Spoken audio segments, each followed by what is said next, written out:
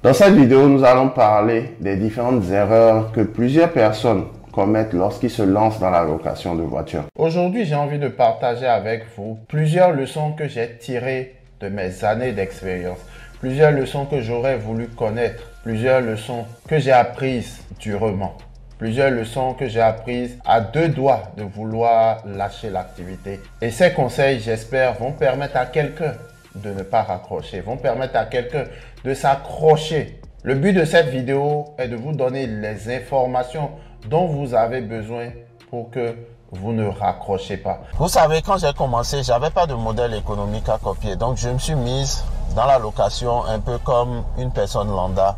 Et j'ai vu beaucoup passer sous mes yeux en quelques années. Dans cette vidéo, je vais vous parler des choses que toute personne qui voudrait louer son véhicule sur la plateforme Getaround et Wecar devrait savoir avant de commencer la location. Sinon, vous risquez de perdre beaucoup, vous risquez de perdre gros. Cette vidéo est surtout pour les débutants qui ne prennent pas le temps de chercher à comprendre comment fonctionnent les plateformes d'autopartage. Quels sont les tenants et les aboutissants? Car il y a des choses que vous devez savoir, ce que personne ne vous a jamais dit. Ce que tu ne sais pas, tu ne le sais pas. Dans cette vidéo, je vais partager avec vous les leçons que je trouve les plus importantes qui vous aideront, vous, à maintenir le cap et à ne pas raccrocher, à ne pas abandonner cette activité. Si j'étais averti et si j'avais eu quelqu'un qui m'aurait donné tous ces détails que je vais partager avec vous aujourd'hui, je serais peut-être au double de ma flotte aujourd'hui parce que j'ai commis certaines erreurs et je ne voudrais pas que toi, tu puisses commettre ces erreurs. Donc, reste jusqu'à la fin de cette vidéo pour savoir ce que tu devrais savoir avant de commencer à louer ton véhicule sur la plateforme Getaround ou sur la plateforme Wecar. Jingle. Comme je disais tout à l'heure, ce que tu ne sais pas, tu ne le sais pas. Et croyez-moi, l'ignorance peut parfois vous coûter très cher. Je vous le dis car c'est basé sur ma propre expérience. Je vais vous raconter ma petite histoire sur l'une de mes toutes premières locations sur la plateforme Getaround. Nous étions en 2018, si je me rappelle bien, en été 2018. Et dans le temps, je venais d'acheter une Toyota Auris 2015, full option avec toit panoramique et tout. Donc, qu'est-ce qui s'est passé? J'ai décidé de lister mon véhicule sur la plateforme Getaround, histoire de tester l'activité, voir si c'était rentable et si ça valait vraiment la peine vu que je prévoyais laisser mon emploi tôt ou tard. Donc ce fameux jour, j'ai reçu une demande de location d'une dizaine de jours, un peu moins de 500 €. J'étais content parce que je m'attendais pas à recevoir une telle demande. J'étais tout excité. Waouh, près de 500 € pour une seule location. Franchement, dans le temps, c'était largement au-dessus de ce que je pouvais penser gagner sur cette plateforme en une location. Donc au fil du rouleau, la location s'est très bien passée. Le locataire aussi était satisfait. J'ai récupéré mon véhicule intact et j'étais vraiment très content de cette location. Mais à ma grande surprise, le montant que la plateforme m'a payé pour cette location basée sur le tarif que j'avais mis journalier m'a surpris. Après avoir enlevé leur commission, je me suis rendu compte que le compte n'y était pas. Quand vous mettez un nouveau véhicule sur la plateforme, automatiquement, la plateforme impose des réductions. Mais ces réductions, vous êtes libre de les accepter ou de les mettre à zéro. Nous sommes dans un business, nous ne sommes pas là pour faire de la charité. Moi, personnellement, j'ai la manière dont je gère. Donc, ce jour-là, je ne sais pas ce qui s'est passé, mais je suis rentré dans les chiffres et j'ai fait mes calculs.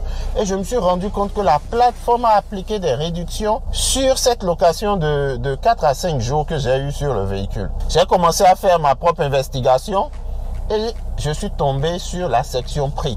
Et en dessous de la section prix, vous avez cette catégorie là où vous pouvez réduire le coût, le prix que le client final paye. Donc j'ai compris que c'était une carotte que Getaround nous avait tous mis. Et bon, comme j'étais à mes débuts, j'ai rapidement fait l'essentiel qui est de réduire cela très rapidement. Donc, une fois que j'ai rectifié l'erreur de débutant, j'ai ramené tout à la normale. Donc, les nouveaux, les débutants qui commencent actuellement à louer leur véhicule sur la plateforme, vérifiez cela.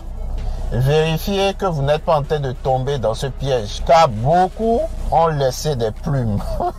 Donc retenez qu'une fois que vous installez chaque véhicule, même si c'est dans 6 mois, même si c'est dans 1 an plus tard, la plateforme va toujours mettre par défaut cette réduction. Donc vous devez avoir le réflexe d'aller réduire ou désactiver ce pourcentage de réduction que la plateforme met de manière standard sur tous les véhicules que vous enregistrez sur la plateforme. Si vous n'avez rien compris, en une phrase, aujourd'hui, ce que je suis en train de dire, c'est que quand vous enregistrez le véhicule sur la plateforme, vous devez aller dans la section prix et réduire le tarif de réduction alloué au client.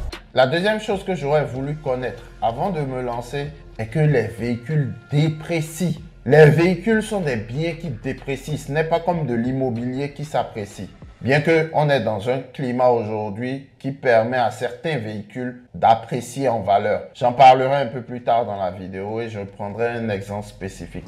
Mais comprenez simplement qu'aujourd'hui, lorsque vous achetez un véhicule, le véhicule déprécie.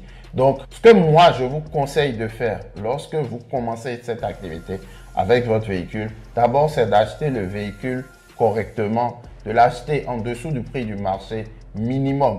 Ensuite, chaque mois, je vous conseille d'aller sur les différents sites de vente de voitures et de faire simplement des recherches pour avoir une idée de la cote de votre véhicule. Si aujourd'hui, le véhicule, il est de 2020 et qu'il a 50 000 km, dans un mois, il aura combien de kilomètres? Il faut aller voir combien le même véhicule identique se revend. Ce qui va vous permettre de pouvoir avoir une idée claire de comment votre véhicule est en train de déprécier. Et une fois que vous voyez qu'il y a un gap, vous vendez rapidement le véhicule ou simplement si vous voyez que vous avez fait une bonne affaire dès le début, vous gardez le véhicule jusqu'à ce que vous le remboursez et après, vous pouvez le revendre pour gagner la différence. Le troisième conseil, je suis bien placé pour vous le dire parce que il concerne les véhicules premium ou véhicules de luxe. Moi, j'en fais aujourd'hui et dès le départ, je n'ai pas eu de précurseur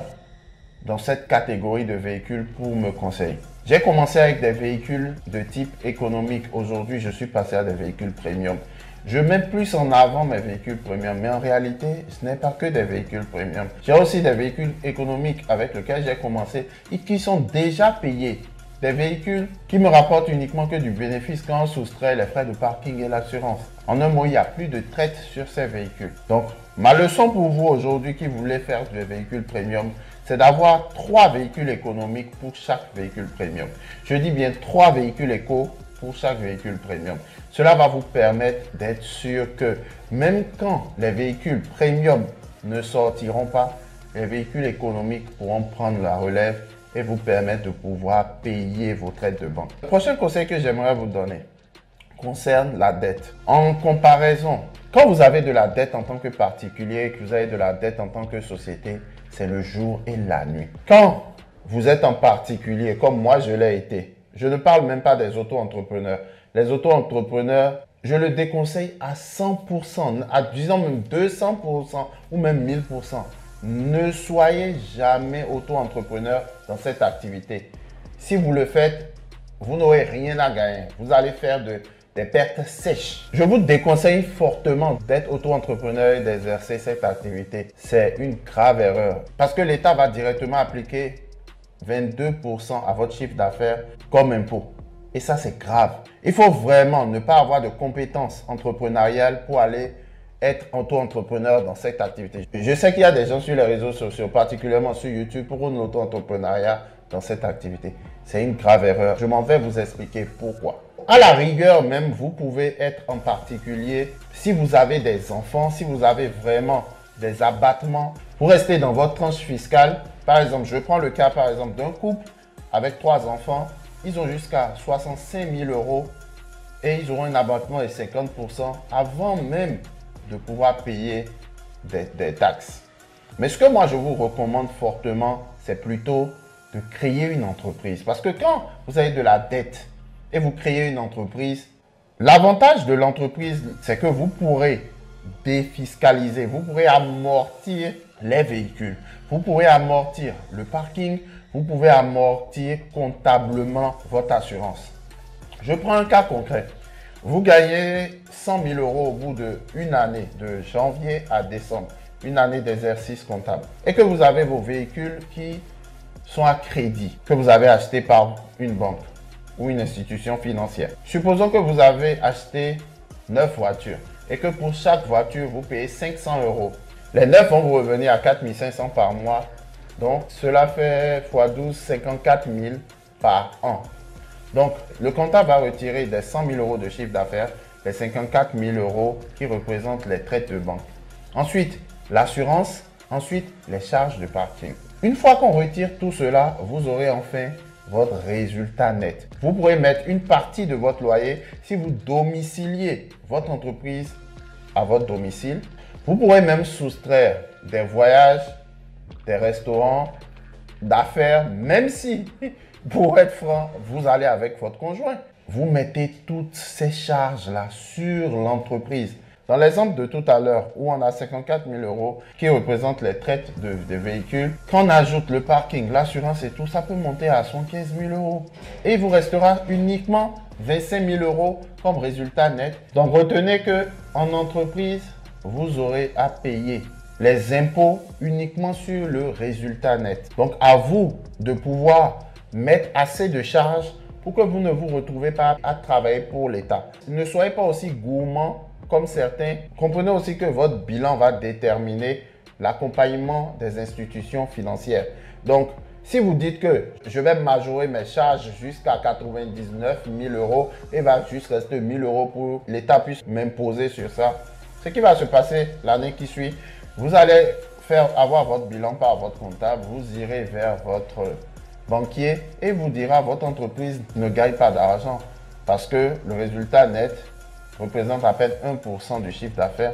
Donc, il faut avoir un bon juste milieu. Discutez avec votre comptable et il vous expliquera comment ça fonctionne pour que vous soyez dans le vert avec la banque et ne soyez pas aussi trop dans le rouge au niveau des impôts. J'ai essayé de prendre mon temps pour vous l'expliquer. Je sais que vous aurez voulu que j'explique un peu plus.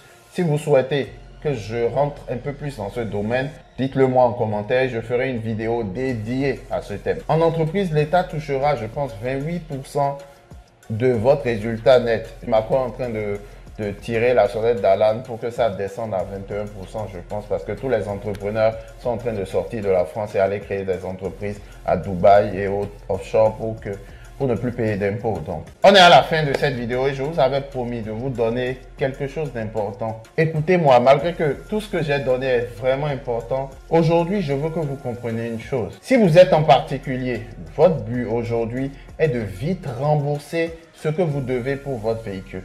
Mais si vous êtes en société, votre but aujourd'hui devrait être de payer uniquement vos traites et de garder votre cash. Cette leçon, je n'ai eu personne pour me l'apprendre. Je vous parle en connaissance de cause après 5 années dans cette activité. Si tu es en particulier, paye vite tes dettes pour que tu puisses récupérer ton taux d'endettement et aller racheter d'autres véhicules.